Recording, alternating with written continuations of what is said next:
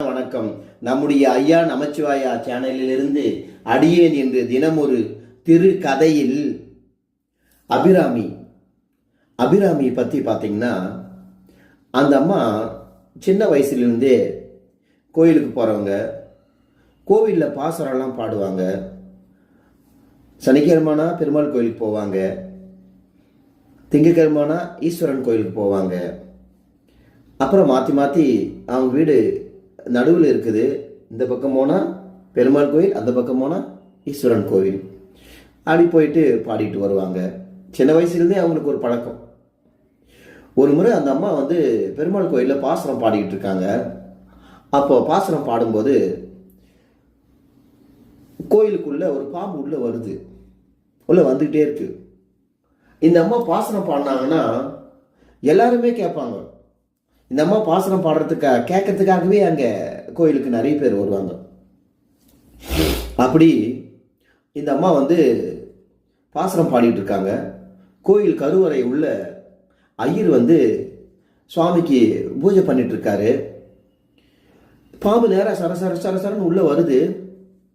இந்த அம்மா கண்ணை மூடி பாசுரம் பாடிட்டு இருக்காங்க. பெருமாளை பற்றி பாடிக்கிட்டே இருக்காங்க. எல்லாருமே என்ன பண்ணுறாங்க, பயந்து அலறடிச்சிட்டு வெளியே ஓடுறாங்க. அபிராமின்னு சொல்கிறாங்க.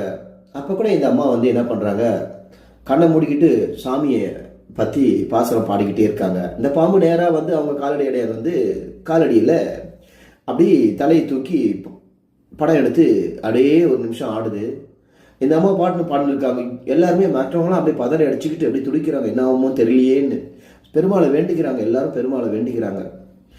உடனே கொஞ்ச நேரத்தில் அந்த பாம்பு கீழே அப்படியே தலையை சாய்ச்சி அப்படியே ஊர்ந்து போய் அந்த அம்மா கால் மேலே ஏறி அந்த பக்கம் போகுது. உடனே இந்த அம்மா இது என்னடா சொல்லிட்டு பாசனம் பாடியிருந்தவங்க கொஞ்ச நேரம் அப்படியே ஏதோ காரில் ஏறுதுன்னு உணர்றாங்க. அப்புறம் கண்ணை திறந்து பார்த்தா அது பாட்டு உள்ளே போயிடுது. இந்த அம்மா எல்லாரும் ஓடிடுறாங்க. என்னாச்சுன்னு கேட்குறாங்க இந்த அம்மா. அப்போ உன் மேலே காலில் பாம்பு ஏறி போகுது, அது கூட கவனிக்கலையா? உடனே அந்த அம்மா சொல்கிறாங்க, இல்லை நான் சாமியை பற்றி பாடிட்டு இருந்தேன் பாசுரம், எனக்கு ஒன்றும் தெரியல, ஆனால் ஏதோ யாரும் தெரிஞ்சுது, ஏதோ எறும்பா இருக்கும்னு நினச்சேன் நான் அப்படின்னு அந்த அம்மா சொல்கிறாங்க. உடனே ஐயர் என்ன செய்கிறாரு, பூஜை பண்ணியிருந்தவர் அந்த கருவறைக்குள்ள பக்கத்தில் சந்தில் ஒரு பக்கமாக அந்த பாம்பு உள்ளே போயிடுச்சு. ஐயர் என்ன பண்ணுற, என்னாச்சுன்னு வெளியே ஓடிடுறாரு. அப்போது இது போல் நடந்த விஷயத்த சொல்கிறாங்க. உடனே கவலைப்படாதீங்க, அது சாட்சாத் பெருமாளுடைய ஆதிசேஷனாக இருக்கும், நீங்கள் ஏன் பயப்படுறீங்க அப்படின்னு சொல்கிறாங்க. உடனே உள்ளே போய் கருவறையெல்லாம் சுற்றி பார்க்குறாங்க, எங்கேயுமே இந்த பாம்பு இல்லை. இந்த நிகழ்ச்சி அது ஒரு காலகட்டத்தில் அவங்களுக்கு நடந்தது. அப்புறம் ஒரு முறை இந்த அம்மா சிவன் கோயிலில் பெரிய புராணம் பாடிக்கிட்டு இருக்கும்போது பாடிட்டு வெளியே வராங்க. வெளியே வரும்போது ஒரு சாமியார் வராரு. அந்த சாமியார் எல்லாருமே அந்த சாமியார் காலில் விழுந்து ஆசீர்வாதம் வாங்குறாங்க. இந்த அம்மாவும் போயிட்டு ஆசீர்வாதம் வாங்குறாங்க. அப்போ ஆசீர்வாதம் வாங்கும்போது யார்கிட்டையுமே பேசாத அந்த சாமியார் இந்த அம்மாவை கூப்பிட்டு, அம்மா, வாழ்க்கையில் எத்தனையோ பேர் பிறக்கிறாங்க இறக்குறாங்க, ஆனால் நீங்கள் இந்த பிறவியில் ஜனனம் எடுத்தது இறைவனுடைய ஆசீர்வாதம். இந்த இறைவனுடைய ஆசீர்வாதத்தால் நீங்கள் வாழ்க்கையில் பெரிய நிலை அடைவீங்க. அது மட்டும் இல்லை, கடைசி காலம் என்ன மாதிரி நீங்கள் ஆயிடுவீங்க. என்ன மாதிரி ஆவி உங்களுக்கு மறுபிறவிலாம் கிடையாது. நீங்கள் எந்த சுவாமிகிட்ட போயிட்டு கேளுங்க, ஜாதகம் கூட பாருங்கள், உங்களுக்கு மறுபிறவியே கிடையாதுன்னு அந்த அம்மா கிட்ட சொல்கிறாரு. எல்லாரும் அப்படியே ஆச்சரியமாக பார்க்குறாங்க அபிராமியை. ஆனால் அபிராமி முகத்தில் எந்த சஞ்சலமும் சலனமும் இல்லை. எனக்கு என்ன இருக்குது சுவாமி, எல்லாம் இறைவன் செயல் அப்படின்னு அந்த அம்மா சொல்லிட்டு போயிடுறாங்க. சாமிக்கிட்ட ஆசீர்வாதம் வாங்கிட்டு போயிடுறாங்க. இந்த அம்மா அப்போல்லாம் கல்யாணமே ஆகலை. இப்போது அந்த அம்மா தன்னுடைய வீட்டில் அப்பா, அம்மா, தங்கச்சி, தம்பி, அக்கா எல்லாரோடையும் சந்தோஷமாக வந்துட்டு இருக்காங்க. அந்த வீட்டிலே எல்லாருமே இந்த பாப்பா வந்து ரொம்ப ராசிக்கார பாப்பான்னு சொல்லுவாங்க. ஒரு முறை இந்த அபிராமி தோட்டத்தில் பூ பறிச்சிட்டு இருக்காங்க. சாமிக்கு வீட்லேயே பூஜை பண்ணுவாங்க. காலையில் சாமிக்கு பூ பறிச்சிட்டு இருக்கும்போது அந்த பூவில் ஒரு பட்டாம்பூச்சி வந்து உட்காந்து அந்த பூலுக்கூட தேனை அப்படியே எடுத்து சாப்பிட்றது. இதை அந்த அம்மா அப்படியே கவனிக்கிறாங்க.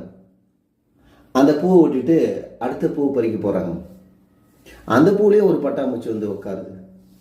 அதுலேயும் ஒரு பட்டாம்பூச்சி உட்கார்ந்த உடனே இவங்க நினைக்கிறாங்க, ஓ இதுலேயும் தேன் விழுந்து தான் உட்காருதான்னு சொல்லிட்டு அந்த பூவையும் விட்டுறாங்க. இப்படியே ஒரு பூவாக விட்டுட்டு வந்து கடைசியில் ஒரு 10 பூ தான் மிஞ்சுது. பரவாயில்ல, இறைவன் இன்னைக்கு கொடுத்தது அவ்வளோதான். உயிரினங்கள் ஜீவராசிகள் வந்து நம்ம கண்ணு முன்னாடி சாப்பிடுது, அதை நம்ம டிஸ்டர்ப் பண்ணக்கூடாதுன்னு சொல்லிட்டு அப்படி ஒரு எண்ணம் அந்த அம்மாவுக்கு. இது கேட்குறவங்களுக்கு ஒரு மாதிரி தான் இருக்கும், ஆனால் அதை அப்படி அவங்க செஞ்சாங்க. அதெல்லாம் அப்படி அப்படியே விட்டுட்டு எதுலேயுமே அழகான பூக்களை மட்டும் பறிச்சுக்கிட்டு சாமிக்கு பூஜை பண்ணிட்டு அவங்க அன்றாட வேலையை பார்க்க போயிடுவாங்க. இப்படி அவங்களுடைய காலம் போயிட்டு இருந்தது. அவங்களுக்கு திருமண வயசு வருது. அவங்க ஒருத்தர் விரும்பினாங்க. ஆனால் தடபுடலாக நடக்க வேண்டிய கல்யாணம் தடால் புடால்னு அபிராமின்ற பேருக்கு ஏற்ற போல் அந்த அம்மன் சன்னிதானத்தில் கல்யாணம் நடக்குது. பெற்றோர்கள் யாரும் வரல, உற்றார் உறவினர்கள் வரல. ஆனால் நண்பர்கள் முன்னாடி, நல்லவர்கள் முன்னாடி, பெரியவர்கள் முன்னாடி அந்த அம்மன் சன்னிதானத்தில் திருமணம் நடக்குது. திருமணம் நடந்து ஆசீர்வாதம் வாங்குறாங்க. அம்மன் கிட்ட போயிட்டு அம்மன் தலையிலேருந்து பூ கீழே அவங்க விழுந்து வணங்கணும்னு அம்மன் தலையிலேருந்து பூ விழுது. இதை எல்லோரும் பார்க்குறாங்க. ஆச்சரியமா அப்படியே மெய் சிரிந்து போகிறாங்க. அதில் ஒருத்தர் சொல்கிறாரு, பெற்றோர்கள் ஆசீர்வாதம் உங்களுக்கு கிடைக்குதோ இல்லையோ, ஆனால் அம்பாளுடைய ஆசீர்வாதம் உங்களுக்கு கிடைச்சிடுச்சு அப்படின்னு சொல்கிறாங்க. ஆனால் அந்த அபிராமி கண்ணில் கண்ணீர் ஒழுகுது. கண்ணீர் அப்படியே தாரையாக ஒழுகுது. பரவாயில்ல, அம்மாவுடைய அருளே நமக்கு கிடைச்சிது, இருந்தாலும் அப்பா அம்மா ஆசீர்வாதம் தான் உலகத்திலே சிறந்தது அப்படின்னு அந்த அபிராமி எல்லார்கிட்டையும் சொல்கிறாங்க. அதுக்கு என்னம்மா செய்யறது, உன்னுடைய பிறப்பினுடைய இப்படி தான் எழுதி வச்சிருக்கு அப்படின்னு ஒருத்தராங்க சொல்கிறாங்க. சரின்னு சொல்லிட்டு இவங்க வீட்டுக்கு வராங்க. இந்த காலங்கள் அப்படியே நகருது. ஒரு முறை அவங்களுக்கு வந்து குழந்தை பாக்கியம் உருவாகுது. முதல் குழந்தை பிறக்குது. பிறந்து கொஞ்ச நாள்லாம் அந்த குழந்தைக்கு வந்து உடம்பு சரியில்லாமல் போயிடுது. ஆப்ரேஷன் பண்ணணும்னு சொல்கிறாங்க. இன்னும் இந்த அம்மா என்ன செய்கிறாங்க, நேராக அந்த அம்பாள் சன்னிதானத்துக்கு எடுத்து போயிட்டு குழந்தைய வச்சுட்டு அழுகுறாங்க. என்ன பண்ணுறதுனே தெரியல அவங்களுக்கு. ஆப்ரேஷன் பண்ணால் தான் நல்லா ஆகும்னு சொல்கிறாங்க. ஆப்ரேஷன் பண்ணால் என்ன ஆகுமோன்னு தெரியல, அதுவும் சந்தேகம்னு சொல்கிறாங்க. அப்படின்னு சொன்ன உடனே ரொம்ப வருத்தப்பட்டு அந்த அம்மா அம்மன் சன்னிதானத்துக்கு முன்னாடி அந்த குழந்தைய வச்சுட்டு அழுகுறாங்க. மடிப்பிச்சை கேட்குறாங்க. முந்தானியை கையில் எடுத்து வச்சுக்கிட்டு மடிப்பிச்சை கேட்குறாங்க. என் குழந்தைய என்கிட்ட கொடுத்துரு ஆத்தா, என் குழந்தைய காப்பாற்று ஆத்தான்னு அழுகுறாங்க. அப்போது ஒரு சின்ன பொண்ணு அழகாக கோயில் உள்ளேருந்து வெளியே வருது. வெளியே வந்து அபிராமி முன்னாடி நின்று, என்ன அபிராமி எங்கே வந்த அப்படின்னு கேட்குறாங்க. அப்படியே முகத்தை பார்த்தோன்னே அபிராமிக்கு ஒன்றும் புரியல. நீ யாருன்னு கேட்குறாங்க. நான் யாரா, என்னையே கேட்குறியா, சரி என்ன வேணும் உனக்கு அப்படின்னு அந்த அம்மா சாமி வந்து அப்படியே ஆடுறாங்க. அம்மா நீ தான் வந்திருக்கியா, அம்மா என் குழந்தைய என்கிட்ட கொடுத்துருமா, என்னை குழந்தைய காப்பாற்றுமான்னு அழுகுறாங்க. என்கிட்ட வந்துட்டு இல்லடி, நடக்கும், நான் காப்பாத்துறேன். அம்மா என்னை காப்பாத்துமா, என் குழந்தைய காப்பாத்துமா, நீ கவலைப்படாதடி. ஆனால் ஒன்று இந்தா அப்படின்னு உங்கள் மடியை காமெடின்றாங்க. அப்படியே கொத்தா வேப்பிலை எடுத்து அப்படியே போடுறாங்க மடியில்.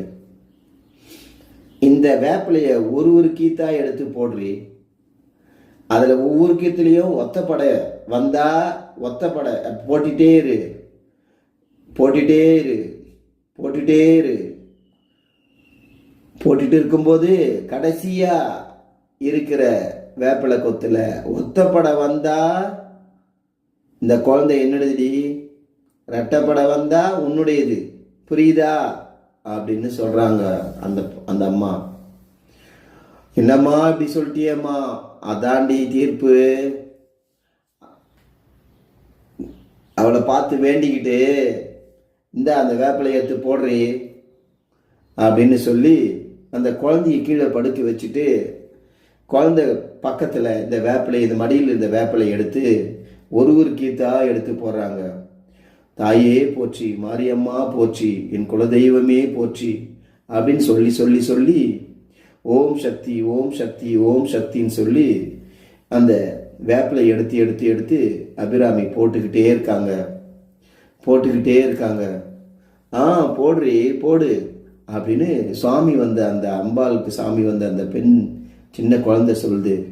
இவங்க போட்டுக்கிட்டே இருங்க, வேப்பிலையை போட்டுக்கிட்டே இருக்காங்க. கடைசியா ஒரு வேப்பிலை, ஒரே ஒத்த வேப்பிலை வருது.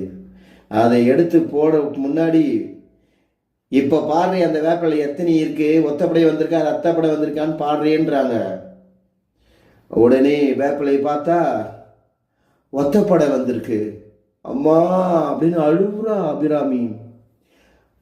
உடனே அம்மா இப்படி பண்ணிட்டியம்மான்னு அழுவுறா. ஏண்டி அழுவுற, ஏண்டி அழுவுற, அழுவாதடி, நீ உன் கண்ணு ஒழுங்கா பாரு இந்த வேப்பிலைய அப்படின்னு அந்த அம்மா சொல்லுது. உடனே இந்த அபிராமி வேப்பிலையை பார்த்தா, அடியில பாத்தியாடி, பாடுறி ஒழுங்கா, அடியில பார்த்துனா பாரு, ஒரு சின்ன இலை துளிர் விடுதாடி அங்க விட்டுருக்கா. ஆமாம்மா, அதையாண்டி சேர்க்கல கணக்கல அம்மான்னு அப்படியே அந்த பொண்ணு காலில் விழுந்து, அந்த சுவாமி வந்த அந்த பெண் தெய்வத்து காலில் விழுந்து அபிராமி அப்படியே கதறி அழுது கண்ணீர் விட்டு, ஆனந்த கண்ணீர் விட்டு அழுகுறா. அந்த துளிர் வேப்பிலை வருது, அது கணக்கில் பண்ணா ரெட்டப்படையில் வருது. அப்படியே சுவாமி காலில் விழுந்து ஆசீர்வாதம் வாங்கி அழுது கண்ணீர் மல்கி நன்றி சொல்றா. இப்படிதான் இந்த அபிராமி வாழ்க்கையில அந்த குழந்தையை அந்த தாய் காப்பாத்தினான். அந்த குழந்தைய வாரி அணைச்சிக்கிட்டு அபிராமி அம்மான்னு அம்மாவுக்கு நன்றி சொல்லிட்டு அப்படியே அபிஷேகம்லாம் பண்ணி ஆராதனை பண்ணி அம்மாவுக்கு பட்டுப்புடவை சாத்தி அம்மாவை அழகு அலங்காரம் பண்ணி பார்த்து சந்தோஷம் அடைஞ்சிட்டு தானும் தன் கணவரும் குழந்தையும் தூக்கிட்டு வீட்டுக்கு சந்தோஷமா போனாங்க. இப்படிதான் அவங்க வாழ்க்கை போய்கிட்டு இருந்தது. நல்லா சந்தோஷமா வாழ்ந்துட்டு இருந்தாங்க. கடைசி வரைக்கும் இப்பயும் வாழ்ந்துட்டு இருக்காங்க. இந்த கதை உங்களுக்கு பிடிச்சிருந்தா சந்தோஷம் அடையுங்க, பிடிக்க இல்லை என்றால் வருத்தம் அடைய வேண்டாம். திருச்சிற்றம்பலம், திருச்சிற்றம்பலம்.